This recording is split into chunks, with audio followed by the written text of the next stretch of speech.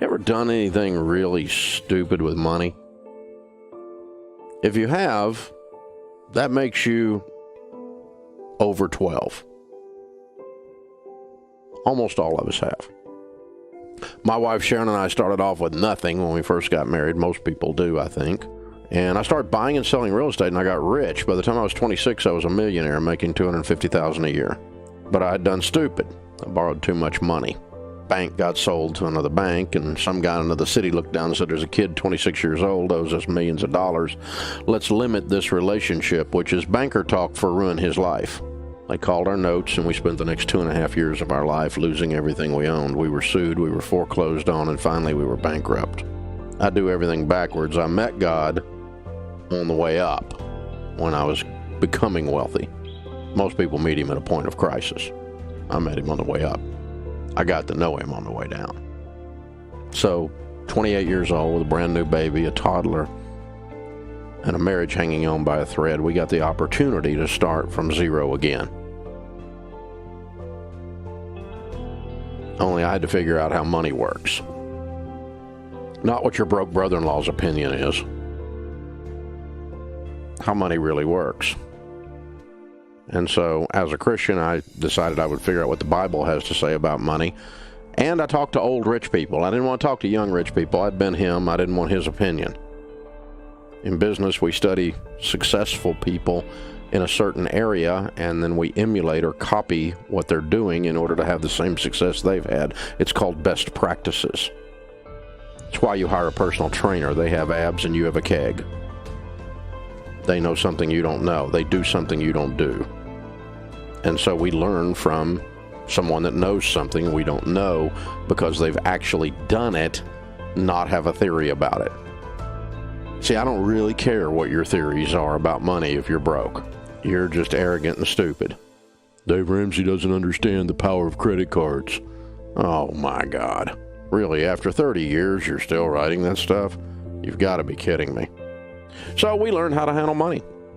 And we learned that money really is fairly simple. It's just hard to do. There's only about 4 or 5 things you got to do to win. You have to live on less than you make. You need to live on a plan, a written budget. You need to get out of debt, because when you don't have any payments, you have money. Your most powerful wealth-building tool is your income. You've got to learn to save and invest. And you can't do that when you're in debt, don't have a plan, and don't live on less than you make. You know why people don't put money in their 401k and their Roth IRAs? Because they don't have any money, because it's all going out the door in stupid butt car payments, and Sally Mae's got her own bedroom at your house because she's lived there for so long. This is pretty simple stuff, guys.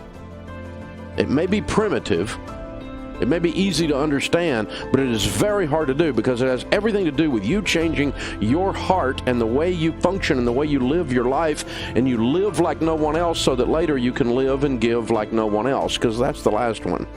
There's a high correlation in all of our data between people who win with money and those that are generous.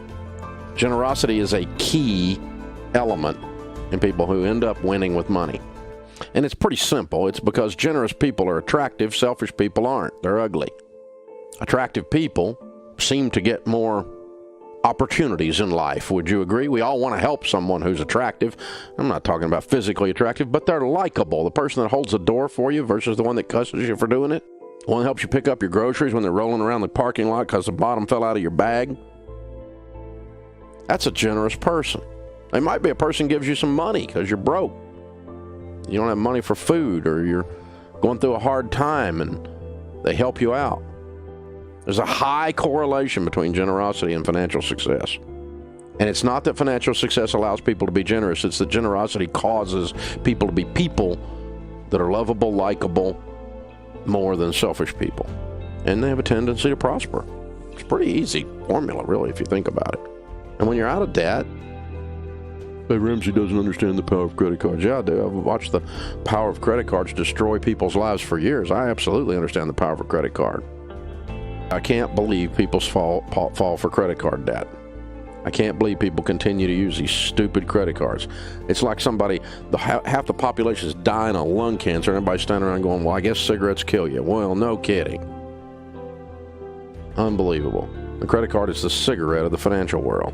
Used to be cool, everybody thought it was neat, and people are catching on that it ain't a good idea. Hello. This is not rocket science, people. Live on less than you make. Becky's on Twitter. Do you literally mean beans and rice, or is that an exaggeration to make a point? Becky, you've got to be kidding me. Do you really think people doing this plan only live on beans and rice? I mean, really? Twits on Twitter. Really? Of course not. It means lower your stupid butt lifestyle and quit spending money like you're in Congress is what it means. It means quit going out to eat. You're broke.